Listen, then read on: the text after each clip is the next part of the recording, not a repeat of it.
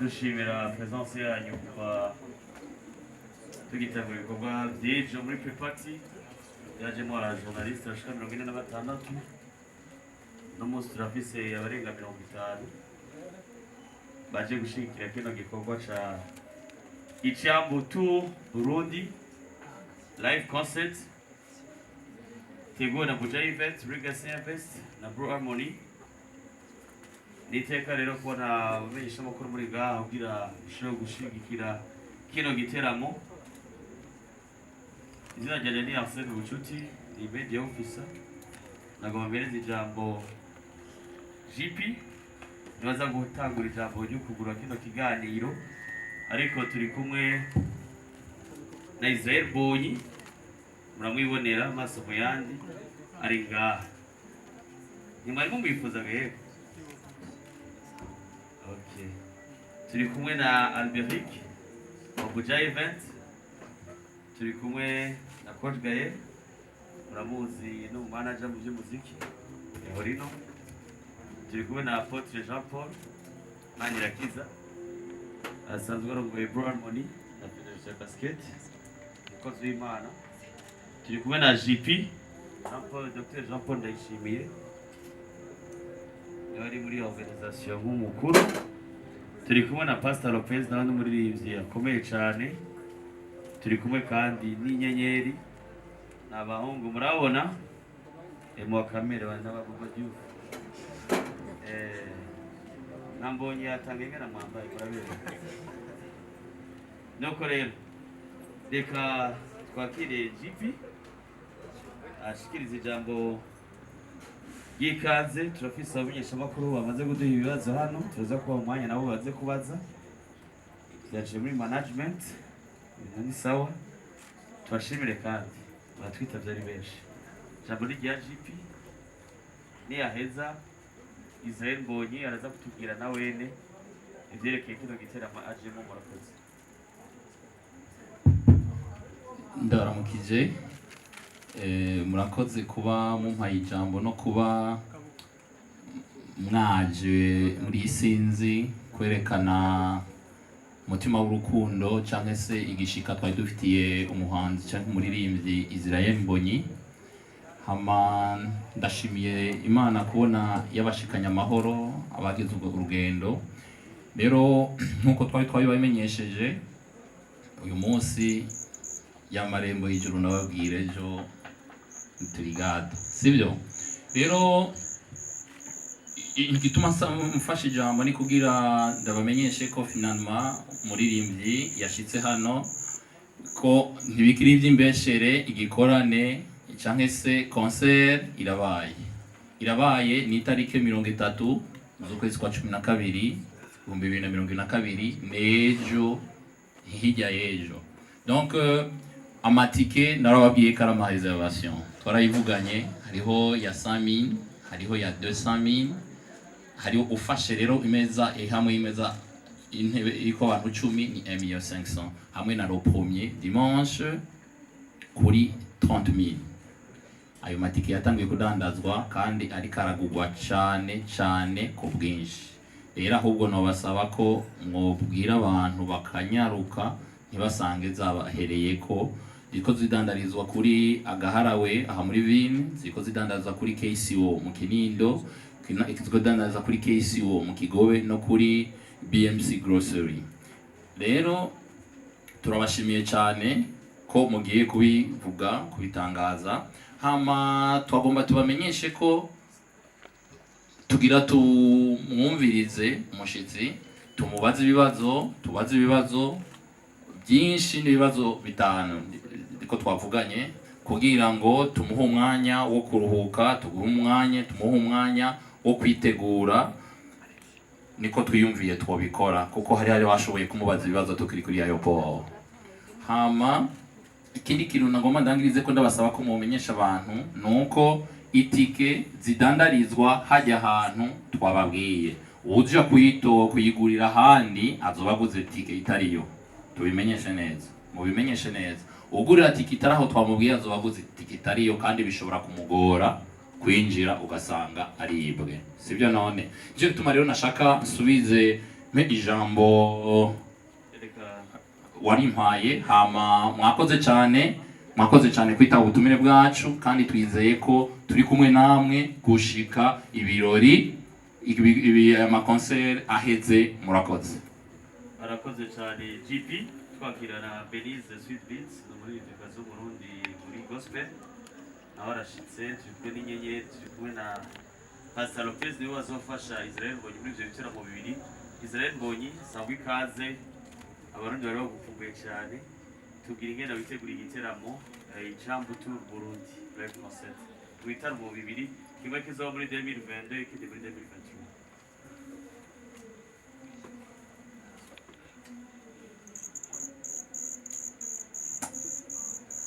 Muraho neza, ndabasuhuje mwese, ndabaramukije. Nitwa Israel Mbonyi Icambu,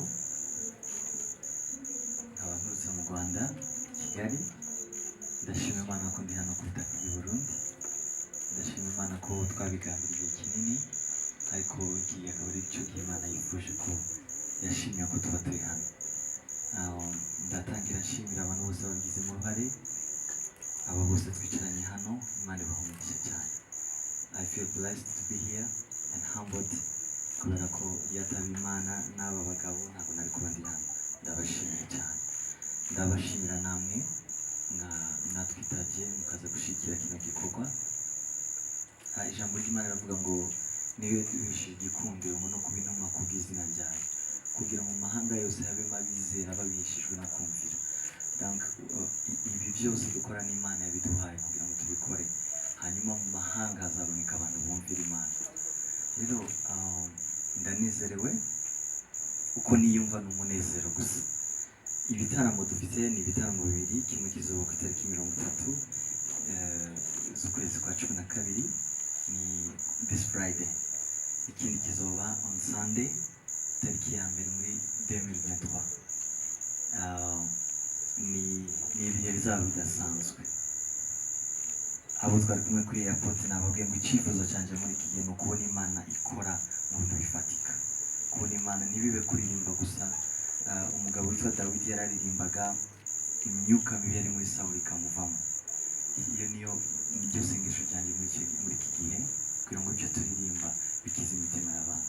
Abazoza ndabatumira mbabwira ngo bazaze guhembuka, ntibazoze kureba Israel ko ntacyo mfite no bahereza, ariko ibiri muri njyewe Imana izabikoresha kugira ngo bikize imitima yawe. Nicyo cyo nyine navuga. Murakoze cyane. nuko ndabona akanyamuneza kenshi cyane. sinzi ko Aberike na Apotre ari byo baza kuvuga, ariko mu mwanya cyo dutanga ibibazo ndazi ko baryohewe. Aberike yagutwaye umwanya munini uza mu Rwanda mwe na Apotre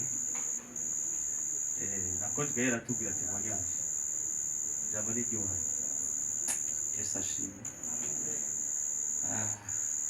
Si byinshi bise novuga kubera ko byose mwabyumvise, ariko nk'uko ejo kubivuga umunezero utagira uko uvugwa. Iyo icyo umuntu yifuje cyangwa yashatse gishitse nta kintu umuntu akora ni ugushima Imana. Turashima Imana ku kungene yabidufashije bikaba, turashima Imana kungene bagize urugendo rwiza bagashika bafite amahoro. Turashima Imana kungene mwatwitabye ingene biriko biragenda kandi byose biriko biragenda neza. Twizera ko izobandanya kutugira neza gusumba, kugira ngo haba mu nteguro haba ku bantu bazoba bahari bashobore kuronka icyo baje biteze. Twebwe nta kintu twushobora, ariko kimwe mu c'Imana izoduha gushobora kuba twokora, tuzoreka ishobore gutemba bibe au service yanyu kugira ngo byose bigende neza. Kabashimiye abantu twakoranye, n'abantu nukuri bafise umutima w'Imana, n'abantu ikintu bari bacifuza ko coshika, hari abantu babisengeye. Dushaka kubashimira rwose kubera ko burya Imana ishobora kuduha gushitsa ibyo yonyine ishaka. Rero kubabishigikiye kuri uku canke kuriya nukuri, j'ai vraiment une très grande reconnaissance par rapport à cela. Shimira n'umuririmbyi wacu, shimira n'aba baririmbyi bacu, shimira n'abantu bose bari ngaha ariko barakora ibishoboka byose kugira ngo izi evenema ziko zirakorwa zigire réussite. Rero jewe nibaza ko Imana yadufasha kugira ngo igihe biriko biragenda neza tubandanye duca bugufi na cane cane hadasohoka amazina y'abantu mugabo hagaragara icyubahiro c'Imana. Merci beaucoup. Amen. Turavuga ngo Coach Gaye nawe yaje ava mu Rwanda ni umu-entrepreneur. Yes, merci. Nanjye vraiment ndashima Imana kandi ndabashima mwese ko muri hano. Nibaza ko media birafasha kugira ikwize ibintu byinshi ku bantu benshi, yaba ndetse n'ubutumwa bwiza kandi kuba musapotinga industrie gutya ndabashimiye. Hanyuma nagira gato wavuze ngo reka tuve témoignage ubushize narindi ngaha hama tukaganira gato na Behik, hanyuma bati ni gute twarangiza umwaka vraiment harimo ikintu kidasanzwe kiba kirabera mu Bujumbura. Hama Behik yavuze ati none gaye Israel bigenda gute?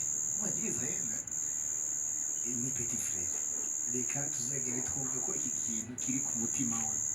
Amajeze mu Rwanda turaganira na Israel arambwira turaganira nta nubwo twahuye dushaka kuganira, tuganira ibindi bintu dushaka gukora.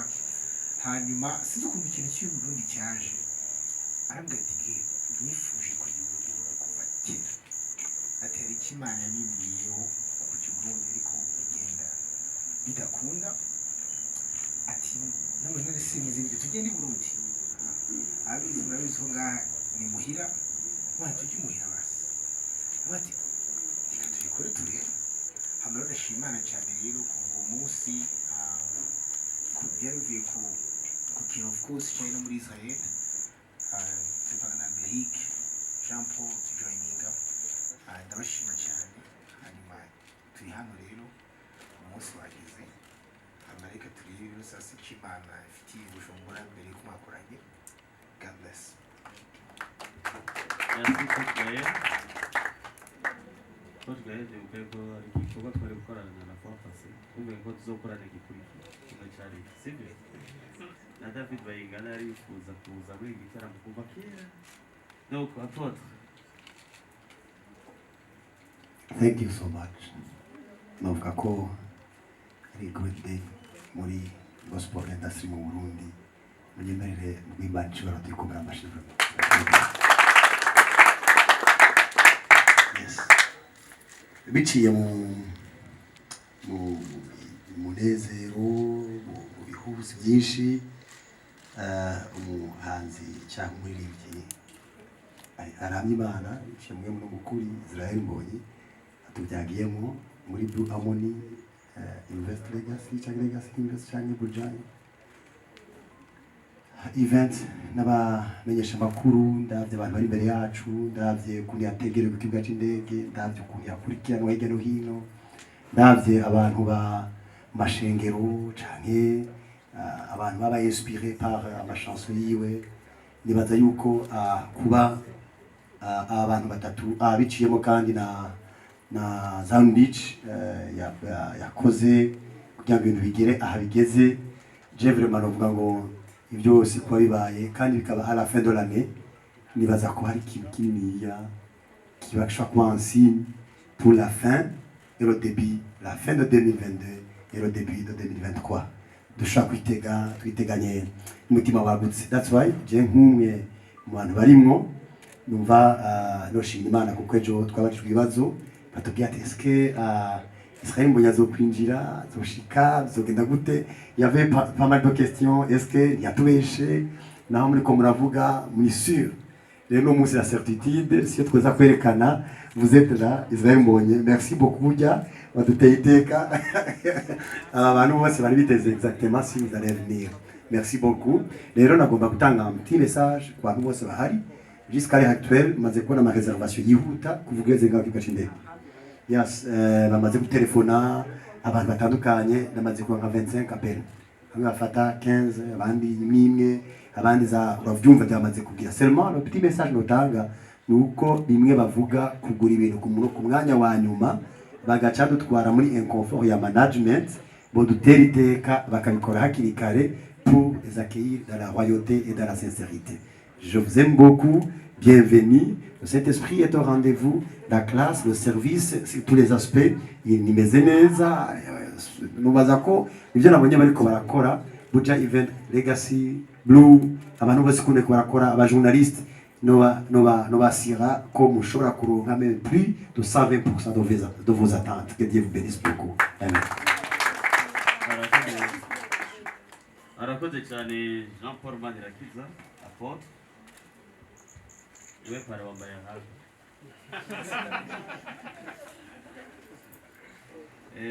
turaha ibibazo twari twasabye abajournaliste baduha ibibazo avant yuko muri ndashika ngaho Iwizeye Cedric wa African Gospel